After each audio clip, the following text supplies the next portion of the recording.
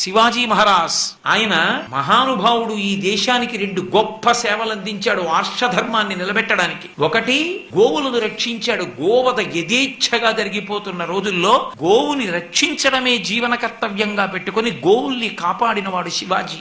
అలాగే వివాహమైపోయినటువంటి స్త్రీలని కూడా తీసుకెళ్లి మానభంగం చేస్తుంటే ఆ స్త్రీలని రక్షించి కనపడిన స్త్రీ ప్రతి వారికి అమ్మవారిగా చూసి పసుపు కుంకం గాజులు ఇచ్చి నమస్కరించినటువంటి ఘనత శివాజీదే.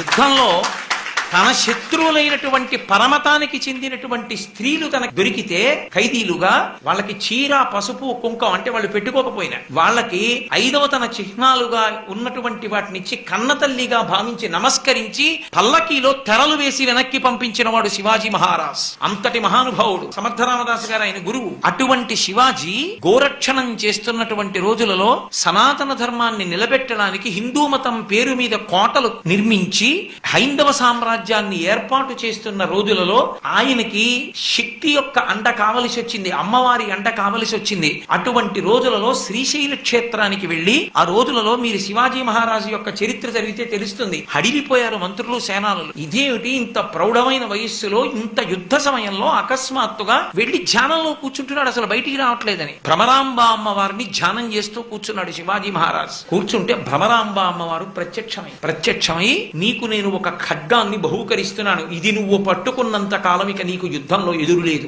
ఈ ఖడ్గం పట్టుకుని హైందవ సామ్రాజ్యాన్ని స్థాపించమంది. భ్రమరాంబ అమ్మవారు కటాక్షించినటువంటి ఖడ్గాన్ని చేత పట్టుకునే శివాజీ హైందవ సామ్రాజ్యాన్ని స్థాపించాడు. ఇప్పటికీ మీరు శ్రీశైలం మల్లికార్జున దేవాలయంలోకి వెళ్ళినప్పుడు ఎడం పక్కగా వెడుతూ దర్శనానికి కుడి పక్కకి తిరగవలసిన చోట తిరగకుండా మెట్లెక్కి ఆ వీరశైవ మఠం కనబడుతుంది. ఆ మఠం మెట్ల మీద నిలబడి చూస్తే మీకు ఎన్ని చమత్కారాలు కనపడతాయో. పెద్ద వృక్షం, ఆ వృక్షం మధ్యలో గింజబడి అందులోంచి పెద్ద మామిడి వృక్షం, పక్కన వేప చెట్టు. ఏకకాలమునందు చెట్టులోంచి చెట్టు పుట్టి అన్ని పెద్ద చెట్లయ్యి. అక్కడే కిందకి దిగి కుడి పక్కకి తిరిగితే శివాజీ మహారాజ్ ఇలా మోకాళ్ల మీద కూర్చుంటే భ్రమరాంబ అమ్మవారు ఆయనకి ఖడ్గాన్ని బహూకరిస్తున్నటువంటి సన్నివేశం చెక్కబడినటువంటి శిల్పం